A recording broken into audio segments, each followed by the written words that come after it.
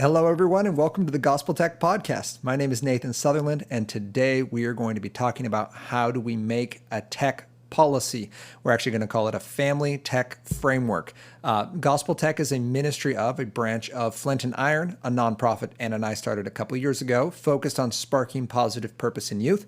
And Gospel Tech's focus is actually how can we help families better love God and use tech. So we are continuing our season 3 conversation about how do we reestablish tech boundaries, how do we find this new normal in this topsy-turvy world we're in of COVID and quarantine and kind of school. And if you're anywhere near where we live in Washington State, we've had tons of crazy fires, which have actually bumped some of the schools that were trying to start things because power is down and people can't get places. And it's all sorts of nutty up here. So how in all of that do we find a new normal and how do we move forward? And in this case, we're going to be talking about tech policies and how do we make one for our family and what does that even look like? So we're going to get that conversation started and let's do it.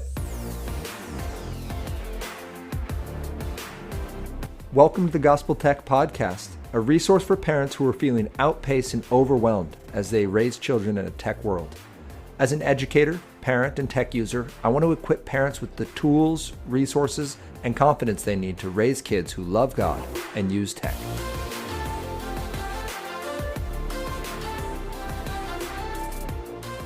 All right, everybody. Well, welcome back.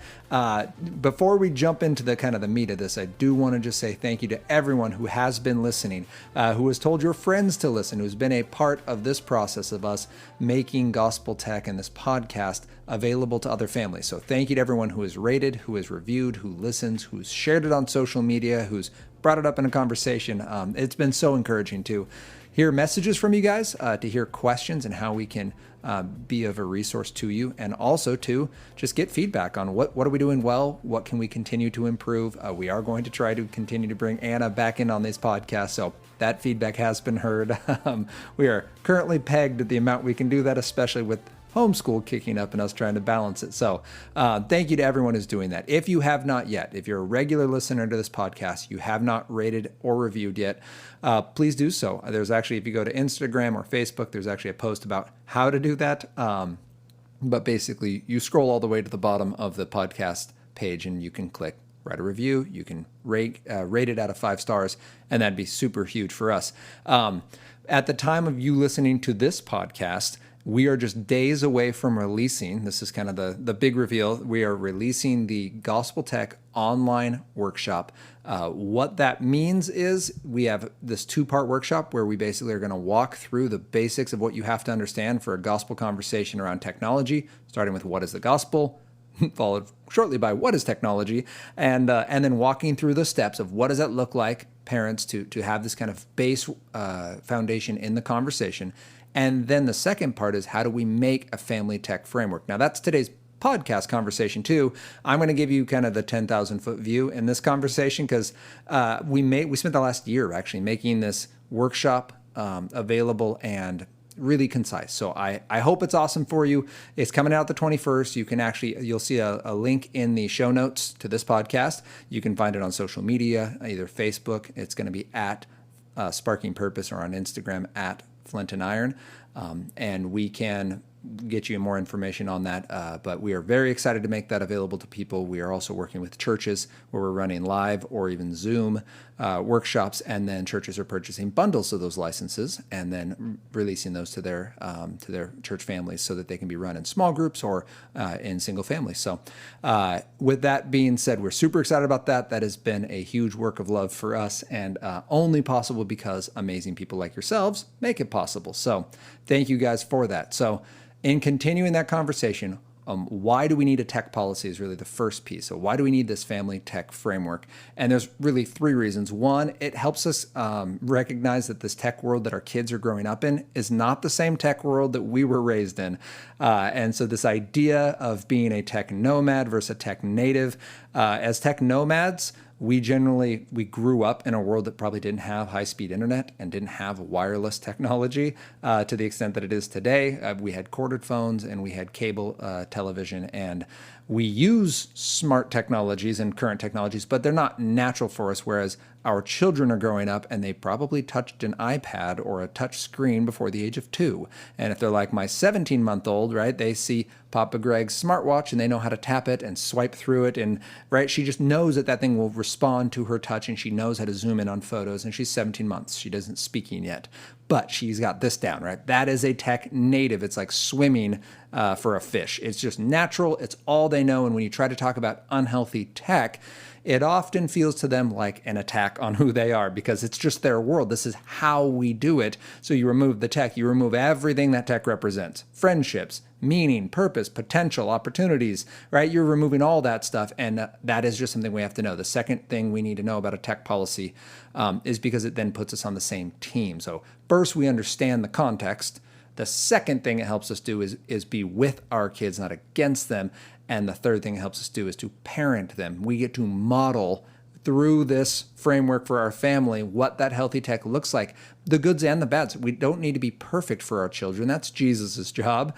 Our job is to be real with our children and recognize, you know what? You're right, kids, when you told me I spend too much time on this, or I look for too much hope in watching the sporting event, or for going on social media, or I don't do a great job of putting my tech away when I'm home from work. Like, those things are important, and that is the modeling we're talking about. And that is where we ask forgiveness, and we ask them to give us forgiveness and not hold it over our heads because we messed up. And if we mess up again, to do the same, right? And to forgive our friend and our family 70 times 7, as Jesus tells us to, right? This idea that we don't get a limit on how many times we forgive somebody, and that is part of this process. So that's why we need a tech policy, because we need to bring that heart of the gospel of a renewed heart and of actions that reflect our actual purpose into this world of technology. But how? Like, how do we make one? And that's what we're talking about today. So the idea is we need to start a family tech policy. Needs to be based on the gospel. And the reason we are called gospel tech is because of that. This idea of, well, we just need a policy to deal with technology, really just either it makes people really sneaky. So now, like, well, I just still want to get away with stuff, so I'm going to pretend like I'm doing well so I don't get in trouble, and I'm going to kind of go over here. But if we actually believe the gospel, that we are sick, the gospel says we're spiritually sick and we need a doctor, right? This is that all have sinned and fallen short of the glory of God. We are all there. Then the second thing the gospel tells us is that God sent Jesus as the ultimate doctor, and he took our disease. Isaiah 53, 4 and 5 says it this way: "Surely he has borne our griefs and carried our sorrows, yet we esteemed him stricken, smitten by God, and afflicted. But he was pierced for our transgressions. He was crushed for our iniquities. Upon him was the chastisement that brought us peace, and with his wounds we are healed." And I love that that's actually echoed in Matthew 8:17. He actually talks like, this is why Jesus healed these people. It was fulfilling what Isaiah said. And then at the end of life, we see it where he dies, rises again. And, well, I don't want to steal my own thunder, but it's coming, where we'll see that it is echoed. So I'm not just grabbing a random Old Testament verse and saying, look, it applies to you. This is confirmed, right? This is the reason we tie to the gospel, because this is what God has done through his son, Jesus. And this is what was won for us, which brings us to number 3. In Jesus, we have life, and apart from him, we can do nothing. Not, we don't do as good, or, you really won't get as far, like you're a car without any gas, or you're a car with a tank of gas. And in fact, I would argue, you're not even a car. You're just a pile of metal. Right? And then you get made into a car and given gas by the Holy Spirit. That's the new creation. And that is John 15:5, where Jesus talks about being the vine and we're the branches. We're the extension. We're the thing that bears fruit because we're connected to the thing that makes us bear fruit. It's not, I'm going to bear some fruit, and if I get Jesus, it's like, it's this cool business plan that's going to make me go farther. Like, no, like you go nowhere. You're the chunk of metal, no wheels, because you can't even roll down a hill. That's the reason I didn't want to be your car without gas. You're just a chunk of metal. You're not going anyplace. But when you are made into a new creation for a purpose by Christ and you are filled with the Holy Spirit, now things happen. And it's not because you were awesome or super shiny. Like, it's because you were made to do that by God. That's why we have to start with the gospel. And the reason that idea of spiritual purpose matters when we talk about technology is because that is how we determine good or bad, right? Otherwise, it's just kind of, well, do you like it or not? Like, how do we determine good or bad if there's no moral basis? And without a moral basis, we have to become our own determinant. This is literally the fall, right? When they knew good and evil in Genesis 2 and 3, that isn't that suddenly they were like, oh, I had no idea that was bad. Like they had been told not to do that. Well, Adam had been told. But in Genesis 3:15, when the promise is, I'm going to come and redeem this, what he's saying is, you chose good and bad, and that is going to be the fall. Humanity's now taking it on themselves to determine what's good and bad, but God is our ultimate source of good, and anything that distracts from good is, by definition, bad. So we have that idea of sin as us doing that, and I think when we have the gospel in a framework, in our technology, it helps us then determine what is good and bad and why, and our kids become informed followers of Christ, not just robotic obeyers of our rules. And I think what I see for this is also this danger, if we don't have the gospel, of removing tech because we're scared of it or because we see it doing bad stuff, but not actually replacing it with anything better. And so I had a student who was gaming way too much. It was impacting his sleep, his grades. It was impacting his health. He was actually gaming so much he wasn't preparing meals or eating meals with anyone in his family. He was eating so much junk food and drinking so much soda that he actually destroyed the lining of his stomach and had to go to a doctor and get on special medication and basically put on a specialized diet where he couldn't handle a lot of just regular foods anymore because he had no stomach lining anymore because it had been eaten away by his gaming diet.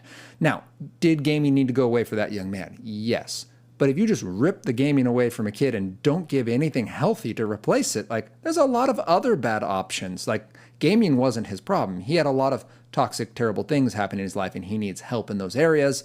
Gaming is kind of the blister, if you will. It is the thing that is swelling and causing lots of pain and is showing that there's something wrong underneath it.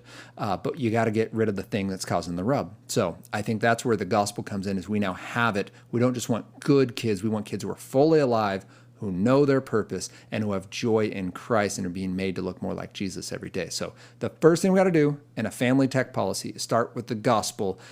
One more example of this, and one more analogy, I guess. It's kind of like if you had a lamp in a room that you want to have turn on and have light, but it's not plugged in, and you can do whatever you want. You can make a really good plan for it. You could really be stressed about it. You could yell at it as much as you want.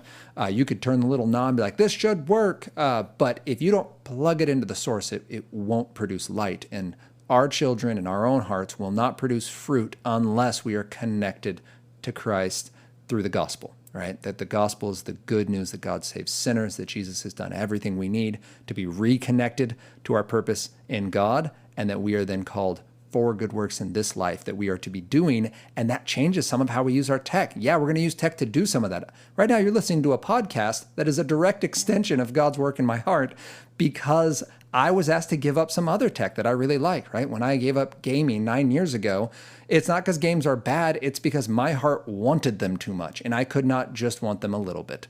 So God took that. I ended up getting involved in some community work through Young Life. I realized I really actually care about kids and their potential, not just about teaching. And that led me to actually starting a nonprofit, stepping out of the classroom and speaking to you right now through technology. So it's not about get rid of the technology. It's about pursue God with everything you are and drop anything that distracts you. Okay. And sometimes that might be certain types of technology. So that's the first thing. We got to have the gospel. It is the way, it's the tether that we're going to pivot off of. It is the goal and the direction, and it is the gas in the tank in the car that we're made into. Like it's everything that matters in changing a heart and a direction involving technology. It's the reason we have a tech framework. Ooh, these are the days, by the way, that you guys probably wish Anna was here because sometimes I get rolling. But all right, number 2. First thing you do to start a family tech framework is you have the gospel as the basis. The second thing you have to know the types of tech. So we got to know that there's tool tech and that there's Drool tech. And the basic premise of that is there's technology that helps us build things, right? It helps us construct, and this is tool tech. And then you have technology that helps you consume, and this is Drool tech. It's not that one is better than the other. It's that tool tech let's say it the other way. It's that Drool tech is the one that has been shown through research, through experience, through anecdotal teaching, that it has a lot of downsides. Drool tech is where you're going to get overstimulated. Drool tech is where you have behavioral design cooked into it. Drool tech is where you're going to get things that are like technology addiction and unhealthy tech attraction. And those pieces are going to affect your reset, which we've talked about before, your relationships and responsibilities, your emotions, sleep, enjoyment, and time, right? That is drool tech. That is a specific type of technology that might be, well, we'll talk about maybe what it is in a bit, but then tool tech on the other side is anything you're creating, and it operates at the pace of real life. It's going to require someone to interact with it in order for it to work. It won't just do what it's doing passively. You have to make stuff with it. And in doing that, we can then look at our lives and go, all right, where am I using tool tech? Where am I using drool tech? And just kind of assess. It's not, man, I got to get rid of all my drool tech. It's just be aware of it, right? So then let's talk about what it is. So drool tech might be, I'm watching a show. And some of us are like, yeah, but I watch documentaries. And that's cool. That's great. As long as you're using that documentary to build something, you are going to change the way you vote, the way you interact with your reality, family, friends. Like, you are using this to inform new decisions and to make something in your life that is tool tech, right? So when I watch a documentary around technology, great, that is, or listen to a show or a podcast, those things are tool tech. I am being fed and I'm making things out of that information. Cool.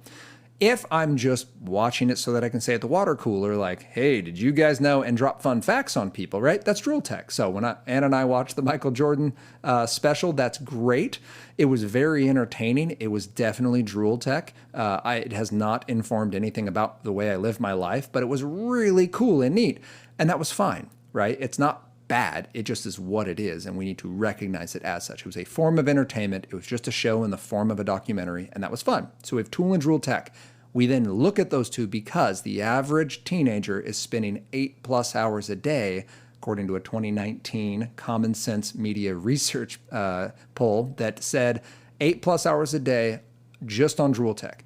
So that's not because they're on their laptops for school. That's not doing any art programs they enjoy or AutoCAD or any of that. That's strictly games, shows, music, social media, right? Those things. Those are drool tech.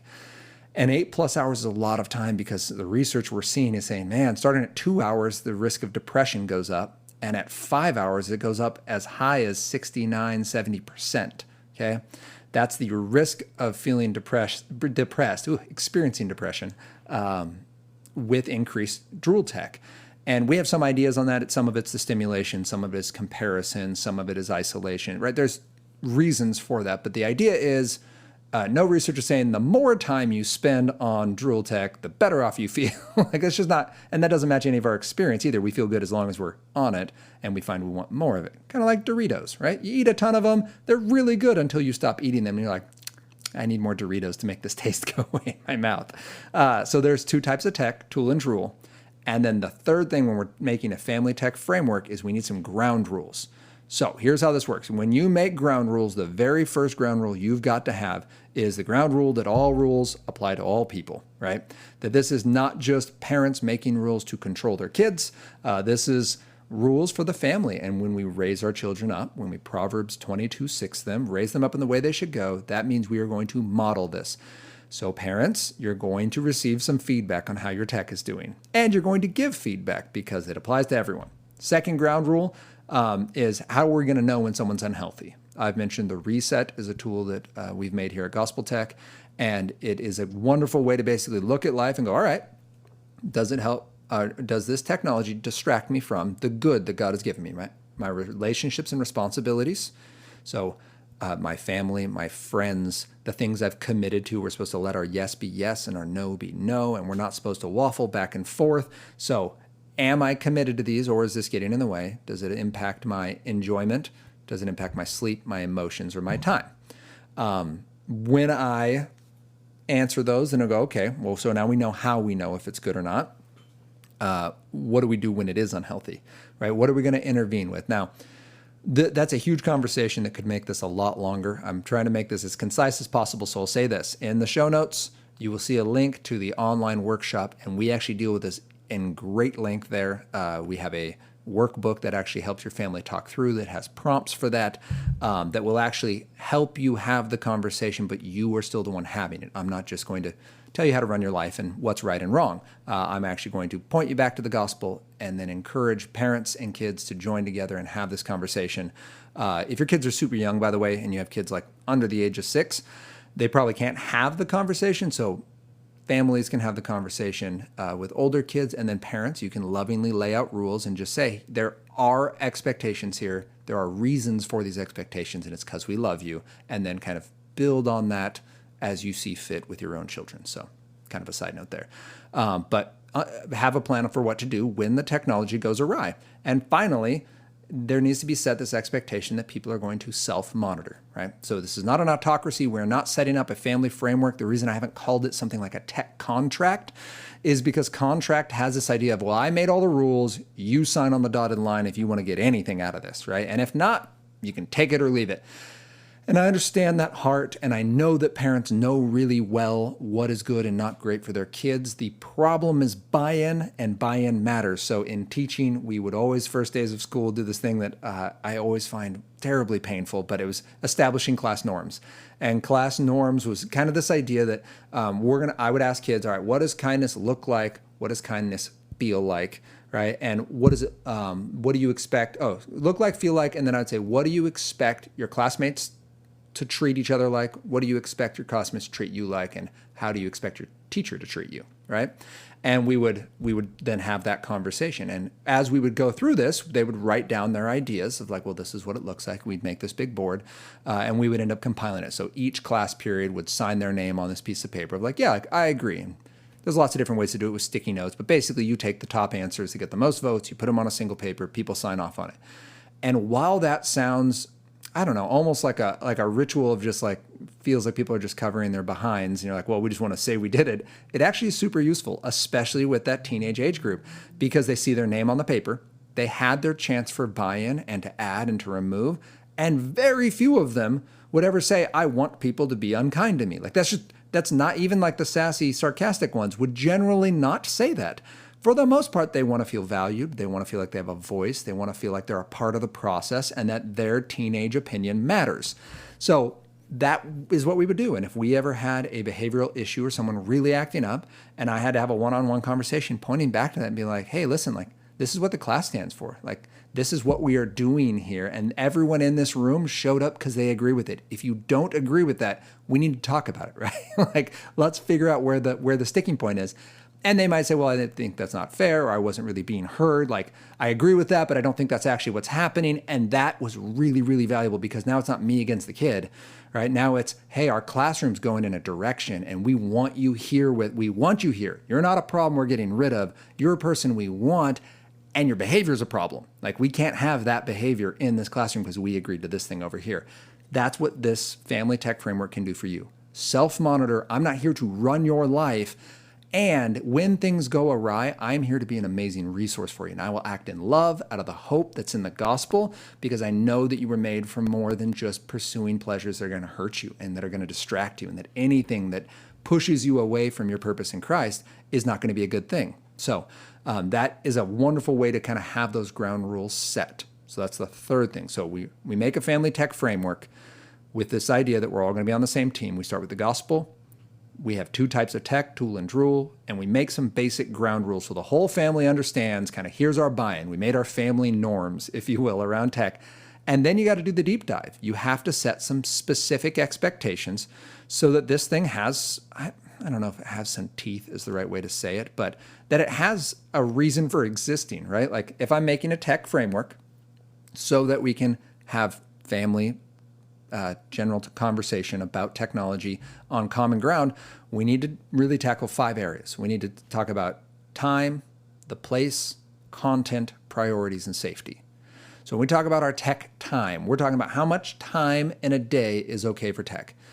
Especially if you have kids in upper elementary and middle and high school, right? They're going to have a very specific opinion about how much is time they need. It's either going to be measured in the shows they get to watch or the friends they get to communicate with or whatever it is, but you need to come down with the time. How much time? It needs to be set into what time of day. You don't just get to have tech out. And parents, this is where we're bad. We like to wear our tech on our wrists. We like to have it in our pocket. We like to be around it. And if you're like me, I don't check my tech a lot. If you look at my time per week, It's not very much, right? I'm real good. I keep it real low, but I give it 10 to 30 seconds every 10 minutes if I'm allowed to, right? So every 10 minutes, I'm bumping out of whatever you were saying or whatever we were doing or whatever we were walking. And instead of giving my full attention to that process, I just want to check this one thing. And I run the risk of finding something super juicy, right? That really important email just came through. That really important text just came through. Oh man, this fire just started in this one relationship or this one business situation. I just got to fix it real quick. And now I am basically saying, yeah, I'm totally with my family unless something more important comes up. Now, are there seasons you're on call or you're I don't know, in a job that demands your immediate attention during certain times, right? Like you're the on-call nurse and you have to have this pager or phone with you or whatever it is. I get that.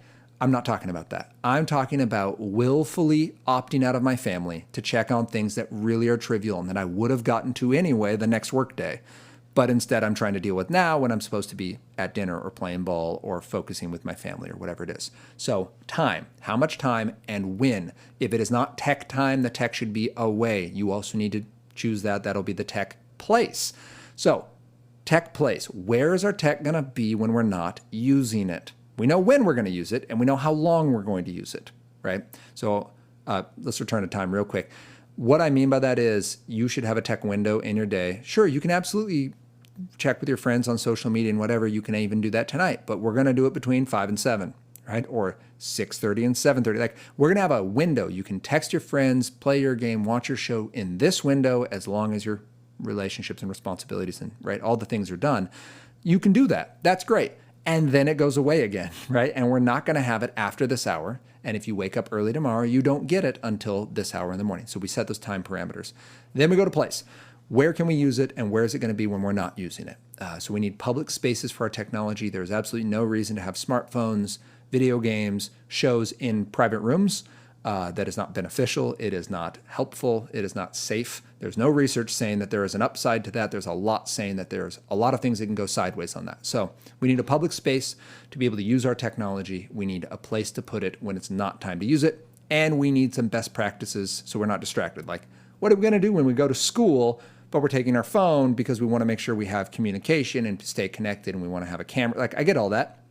But again, we have a body of growing research showing that just having a phone in your bag next to you is a distraction, yet alone in your pocket, yet alone in your lap because, well, I just wanted to see that one thing, that see if that person snapped me back, right? Like it is a huge deal and they're going to see their friends on their phone. So what is the family standard for where we're using it and what that looks like?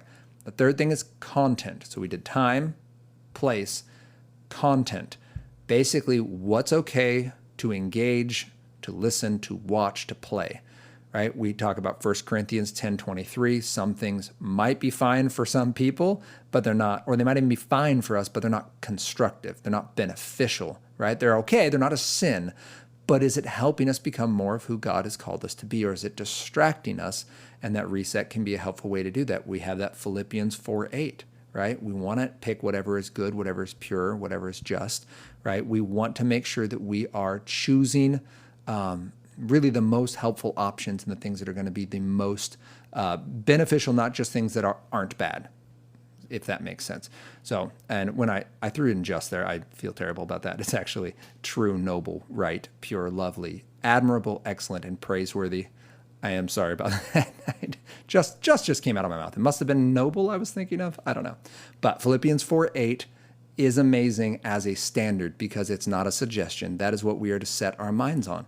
So go through that with your kids. Let's talk through what does it look like to have this standard for our content.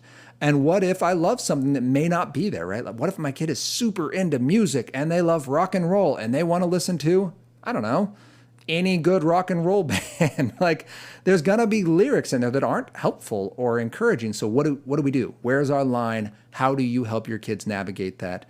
There certainly are topics that we will need to address with them. And maybe once you feel they're mature enough, they can address that song and that's fine. It's not going to be something that brings them down or causes them whatever fear or distraction or even idolizing this other direction and source of hope, but instead stays on the music. Like that's fine. I understand that. But that's the conversation you need to have. You don't just run with it. Then the fourth thing is priorities. We need to make sure that we plan for what is important to us. So family meal time, family activity time, activities with friends. If there's ever a time in life when we get back to sports, we need to make sure those are prioritized. Analog adventures, we need to make sure we're having our other forms of excitement prioritized, our other forms of relationship prioritized. Digital relationships as our number one access to humans is not the best way to do it. There's really actually some very cool research pieces being done on that, but basically that social media contacts with people we know in real life help fight depression, but social media contacts with people we don't know in real life are not as effective in helping us have relationships and have this feeling of belonging. And part of that is simply because people can just walk away from the phone or the computer when they're upset or when something bad happens or they get busy and they're not as committed, right? We had a friend, they make us feel great, but sometimes they're just flat out not there. And we don't know why. We don't know what their life is. We don't know what's happening. And if they're not in the little 3 blinking lines of a text, or if they're not in a chat with us, then we have no contact with them. And that is real life sometimes is a powerful way to connect that, right? To make sure that we know these people in real life. So prioritize what is most important for us, be in real life relationships, real life activities, and analog adventures we do with our kids. Family meals are incredible as one of those. The final thing we do is we prioritize, we set our expectations in the area of safety. So if we're letting our kids go online, we just need to be eyes open about what that means. It is the internet. There's no like kids version of the internet and then adult version of the internet. It's just internet. So we intentionally put in place some safety measures because we love our kids, not because we're scared of the world and we're going to somehow try to protect our children under a digital rock. But instead, we're going to say, hey, like, we love you and we're going to make this very easy for you to know that there's always a second set of eyes. So I've suggested covenant eyes in the past. I don't believe you are living out of fear. I don't believe you're trying to catch your kids doing the wrong thing. I believe it's a really intentional step to help them learn how to live accountable in a world that has instant distractions that can really hurt their hearts and minds, right? Then you have things like Bark, which can help with some of the conversation. So that's more depression. And so if Covenant Eyes is the pornography side, you need to have a conversation about pornography, not don't look at porn, but hey, porn's out there. Here's what it is. Here's how it's different from a real loving sexual relationship between a husband and a wife. Like, this is why this is different. Here's how it can damage you emotionally. I think that is important, but you don't need to really hammer that because then they'll just be freaked out. And if they ever look at it, they'll have so much shame, they may never want to bring it up. So talk about it. At Mom Pom Modern is wonderful. Greta Eskridge does a great job addressing how do you talk about pornography with your kids. And there's some wonderful books that are also options. And if you DM us or check the show notes, you can find those too. You also need to talk about bullies and depression. And this is where we run into cyberbullying is a huge thing. Half of kids who go online are going to experience it. The more time they spend online, the more likely they are to be bullied. So we want to address it and say, what does it look like to be bullied? What do we do about that? Who do we turn to? And that's the main thing. We want to make sure they have a person for when they feel bullied, they have that individual they can go and just, no judgment, just say, I feel like I'm being bullied, and they can tell their story. And even just having that friend group is a huge deal. So there was a neat study where they basically found that kids being bullied at school, 2 different kids, but one has a solid group of friends just at school. These aren't kids that are hanging out with them all the time, but they're kids that they're friends who know that kid's name and that kid can talk to. That alone took their increased risk of depression. So an average kid, just average healthy kid, I don't know if you'd say healthy, average teenager has a chance of attempting to take their own life somewhere in the 2% range. It goes up to 6%, so it triples if they're bullied, and actually the bullied themselves goes up to 11%. So think about that. So it goes from 2 to 6 to 11 based on just being an average kid, being a kid who is bullied, or being the bully themselves. So with that healthy friend group, the kid who was bullied goes back down to 2%. They don't have any higher risk of acting on the anxiety they're feeling than just an average angsty kid who's dealing with all the angst of junior high and middle school and high school. And so a real friend group and that safety outlet of I've been picked on online and I don't need to bear that shame myself. I don't need to lash out at that person. I need to get that person the help they need And I need to be able to tell someone about this. And getting the help they need means if that kid's bullying you, they're definitely bullying someone else. I've yet to meet a person who only bullies a single person, right? That's bullying is often a sign of something wrong in that person's own life. Back to that idea of kind of a blister or a canker, right? This is this horrible output emotionally and behaviorally that we need to now address and get that person the help they need and love them enough to do that. So we need to tell our kids about that and then talk about depression and suicide. Kids often turn to the internet. They'll say things over social media that they wouldn't say in real life. And we just have to train our kids. You always believe it. Do not try to call their bluff. Sure, maybe kids are being dramatic. It probably happens in middle school and high school and even upper elementary. But we're not here to call their bluff. We're here to love them. And the best thing we can do is get them the help they need. So when we talk about safety, it's not just, man, you need to stay safe. There's lots of scary people out there. Don't talk to anyone. Like, well, it's the internet. Like, don't give them the internet if that's what you're going to tell them.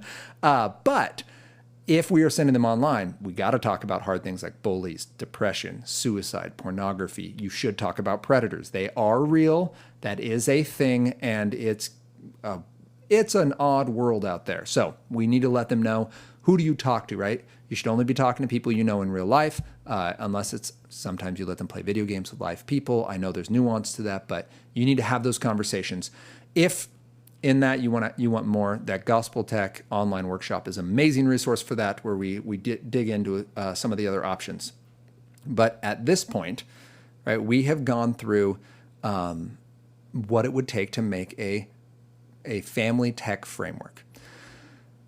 Let's go back to the top. What we talked about was family tech frameworks are helpful because they put everyone on the same team. That's why we want one. To get one, we start with the gospel, right? It puts us in our proper place and gives us this ability to talk about what's going to help us know God more. That's the good thing, and what's going to distract us from that.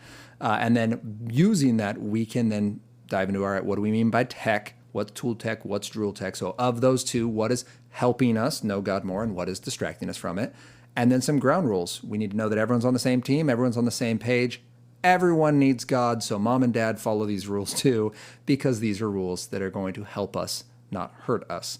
And then we set expectations in 5 areas. We look at the time, the place, the content, the priorities, and the safety that we are applying to our technology, and we help our kids have a common understanding. We then refer back to these norms. This family tech framework becomes the basis of everything that we then talk about with tech. So it's not, you're making me mad. It's, hey, your tech is making you mad, right? Is making you disrespectful, is making you shrug off your family relationships or these responsibilities or that friend group you committed to or whatever. It's taking away the joy you had in this thing you used to love, and now all you want to do is this other thing.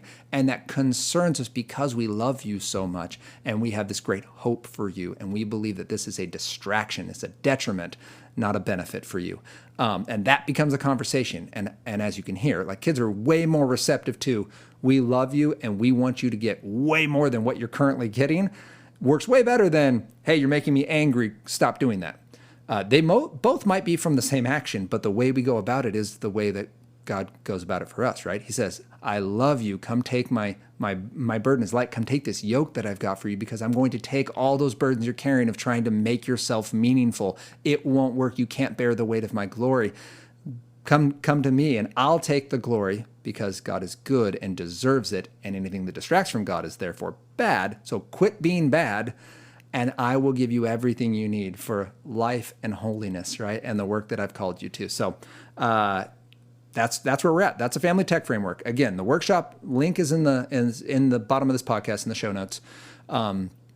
If you have any questions on that, feel free to ask. But basically, it's 7 episodes kind of setting the groundwork for what are we talking about with tech, and how do we know if we're healthy, and what do we do if we're not, and what do replacement activities look like. We kind of walk through all that, and then we jump into, all right, really nitty gritty family framework. There's a workbook that goes with it. It's this 100-page workbook that the end of it is resources, and then right before that is this family framework where you will actually make a custom framework for your family with some ideas and prompts and kind of help on that. So I hope this was helpful for you. I hope that you feel excited and empowered to be able to make one of these frameworks for your family, and that it doesn't sound overwhelming.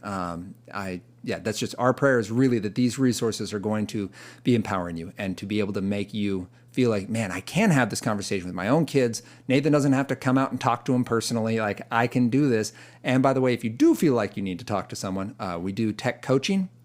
You can find it right on flintandiron.org. Tech coaching is the tab. So we will actually talk with you and your kids, and usually it's me. I say we, me, and Anna, but it's usually me. We will strongly encourage you to do the workshop first, and then we can work through the talking points on that, because that is going to put you in the driver's seat, and then I can just come in and kind of massage the conversation rather than having to launch the entire thing and I become the catalyst for it, because that's not my goal. I don't want to be the one making change. We really want to be pointing you back to who Christ has called you to be and has already empowered you to be in the gospel. So thank you for being here. We hope you're encouraged by this. I hope that this is helpful for you. If you have any questions, you can reach out, nathan@flintandiron.org, or you can reach us through direct messaging. It's @SparkingPurpose on Facebook or @FlintAndIron on Instagram. Thank you all for doing what you do. Thank you for being a part of this conversation. And I look forward to continuing to talk about how we can help our families better love God and use tech.